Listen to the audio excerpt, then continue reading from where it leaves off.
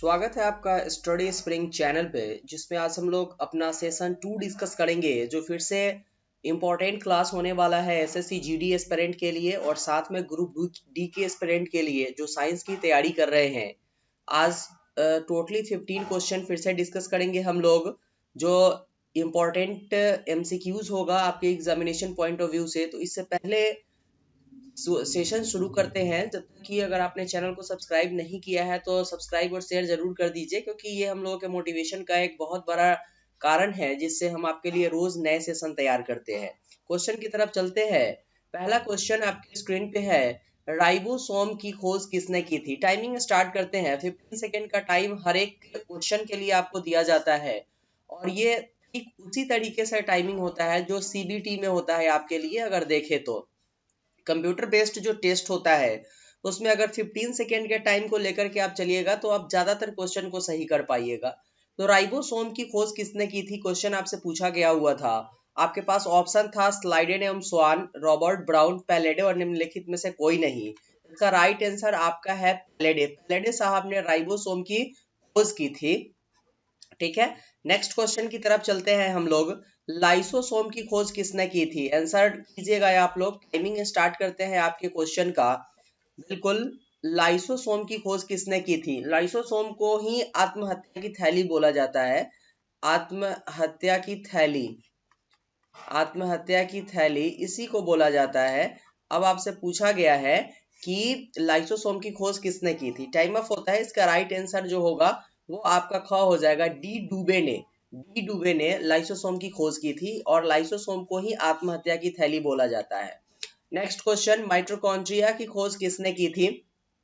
Answer कीजिएगा आप लोग। माइटोकॉन्ड्रिया की खोज किसने की थी, आंसर कीजिएगा। आपके पास ऑप्शन है पैलेडे, बेंडा, वैक्समैन और निम्नलिखित में से कोई नहीं। ठीक है, इसको ही कोशिका का ऊर्जा गृह भी बोला जाता है। कोशिका का ऊर्जा गृह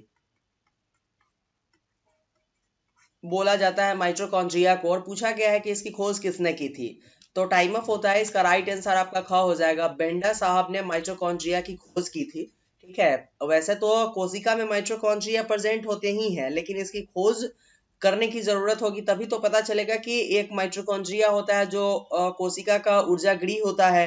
तो उसके बारे में किसने बताया था, तो उसके बारे में बेंडा साहब ने बताया था। नेक्स्ट क्वेश्चन की तरफ चलते हैं। प्रोकैरियोटिक कोशिका में श्वसन तंत्र कहाँ होता है। प्रोकैरियोटिक कोशिका में श्वसन तंत्र कहाँ होता है। याद रखिएगा, जितने भी क्वेश्चन आपको यहाँ कराए जा रहे हैं वो रेलवे के लिए तो वीवीआई है, और साथ में एसएससी एस्पिरेंट के लिए ये वरदान है। ठीक है, अगर इतना क्वेश्चन आप करके जाते हैं तो आप कंफर्म रहिए, एक भी बायो का क्वेश्चन, फिजिक्स का क्वेश्चन और केमिस्ट्री का क्वेश्चन नहीं छूटेगा आपसे। टाइम अप होता है। राइट आंसर आपका ग हो जाएगा।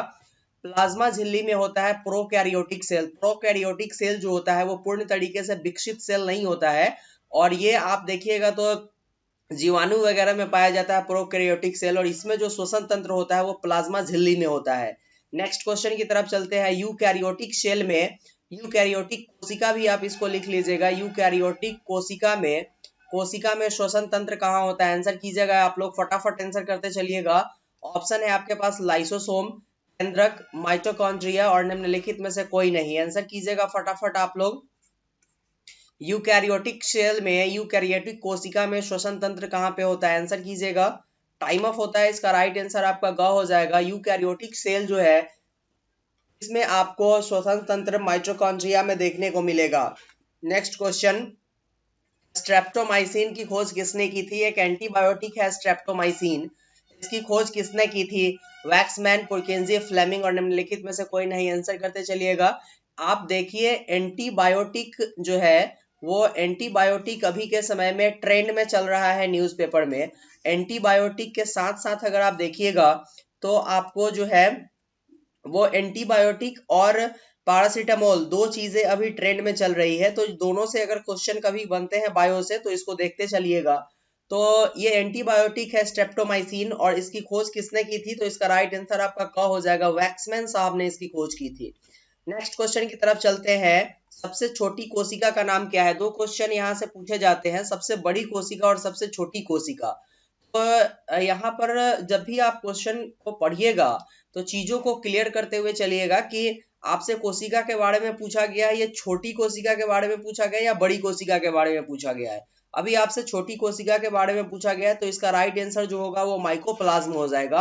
और सबसे बड़ी कोशिका का नाम एग ऑफ ऑस्ट्रिच होता है, मतलब शुतुरमुर्ग का जो अंडा होता है वो अपने आप में कोशिका है और वही सबसे बड़ी कोशिका है, और सबसे छोटी कोशिका माइकोप्लाज्म है। नेक्स्ट क्वेश्चन की तरफ चलते हैं हम लोग। प्रकाश वर्ष इकाई है, प्रकाश वर्ष, अभी हम लोग फिजिक्स के क्वेश्चन की तरफ चलेंगे। प्रकाश वर्ष किसकी इकाई है? क्या यह समय की इकाई है, तीव्रता की इकाई है, द्रव्यमान की इकाई है या दूरी की इकाई है? आंसर कीजिएगा। और ये बात जरूर याद करके रखिएगा कि रेलवे और एसएससी अभी रिसेंट में 10th लेवल तक के ही क्वेश्चन को पूछ रही है, और जो भी क्वेश्चन आपको सेटल करके दिया जा रहा है ये सारे क्वेश्चन 10th लेवल के ही हैं। तो अगर इतना का प्रैक्टिस आप करते हैं तो आप कंफर्म रहो कि क्वेश्चन आपके बनेंगे और एग्जाम आपका क्रैक होगा। प्रकाश वर्ष किसकी इकाई है? टाइम ऑफ होता है, राइट आंसर आपका ग हो जाएगा। प्रकाश वर्ष जो है वो दूरी की इकाई है। नेक्स्ट क्वेश्चन, एम्पियर किसका मात्रक है? क्वेश्चन की तरफ चलिएगा। एम्पियर किसका मात्रक है? टाइम स्टार्ट करते हैं। आपके पास जो ऑप्शन है वो है प्रकाश वर्ष, विद्युत धारा, तीव्रता और आवेश। आंसर कीजिएगा आप लोग, एम्पियर किसका मात्रक है। और इसके साथ ही आपको बता दें कि आप अगर ये सेशन देखते हैं तो चैनल को सब्सक्राइब और शेयर जरूर कीजिएगा, क्योंकि कुछ ही समय के बाद हम लोग ये सारे क्लास लाइव कंडक्ट करेंगे, क्योंकि 1000 सब्सक्राइबर की तरफ हम लोग पहुंचे होंगे उसके बाद। तो आपका शेयर और सब्सक्राइब हमारे लिए बहुत जरूरी है। टाइम ऑफ होता है। एम्पियर किसका मात्रक है? आंसर की तरफ चलते हैं। इसका राइट आंसर विद्युत धारा हो जाएगा। एम्पियर जो है विद्युत धारा का मात्रक है। नेक्स्ट क्वेश्चन, समय का मात्रक नहीं है, निम्नलिखित में से कौन सा जो मात्रक है वो समय का मात्रक नहीं है? आंसर कीजिएगा। अधिवर्ष, चंद्रमा, प्रकाश वर्ष और निम्नलिखित में से कोई नहीं। आंसर करते चलिएगा आप लोग। और आप अगर पीछे वाले स्लाइड को देखा है या फिर आप नोटबुक में नोट डाउन करते अगर चलेंगे तो आपको कुछ देर पहले मैंने क्वेश्चन कराया था कि प्रकाश वर्ष जो है वो दूरी की इकाई है। तो अब अगर आपसे क्वेश्चन पूछ ले हम लोग कि इसमें से कौन सा समय का मात्रक नहीं है, ठीक है, तो आ जाएंगे आप लोग जो है वो राइट आंसर आपका हो जाएगा ग, क्योंकि ये अधिवर्ष से हम लोग समय निकाल सकते हैं, चंद्रमा से भी समय निकाल सकते हैं, लेकिन प्रकाश वर्ष से हम लोग दूरी निकालते हैं।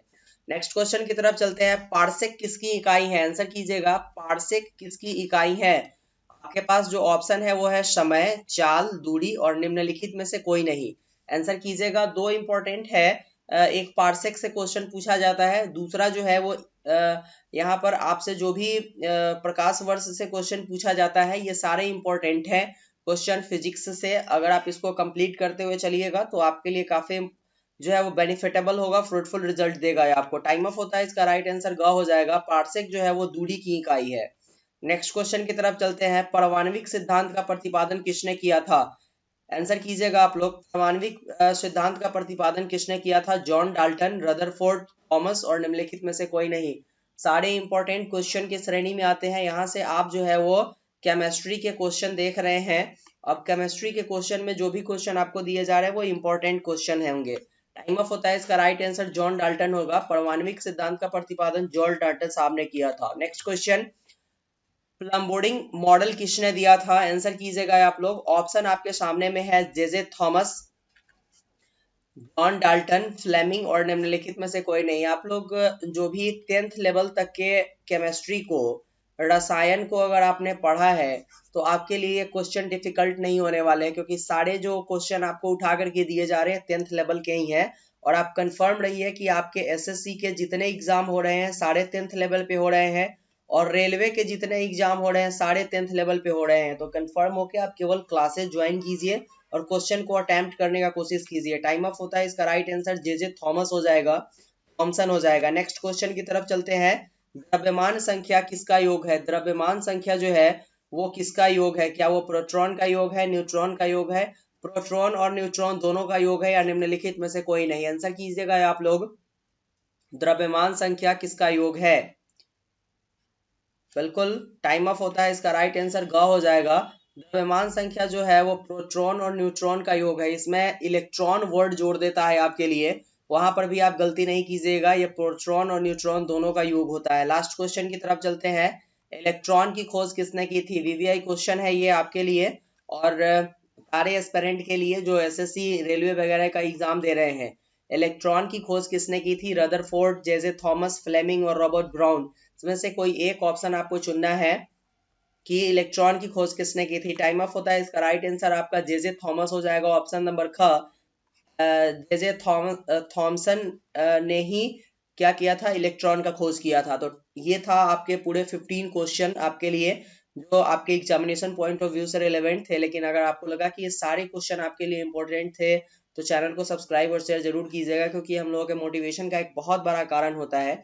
साथ में आप शेयर करने से आपके हमें एक अलग सा एनर्जी मिलता है आपके लिए रोज कुछ नया करने का। तो मिलते हैं फिर से हम लोग नेक्स्ट वीडियो में सेशन नंबर 3 के साथ, जो साइंस के एक्सपेक्टेड एमसीक्यूज का सेशन होगा एसएससी जीडी और ग्रुप डी के लिए। जो शाम में 6 बजे आपको एवरीडे मिलता है, संडे को छोड़ करके। तो मिलते हैं नेक्स्ट वीडियो में, तब तक के लिए thank you, good bye, take care and please safe your self.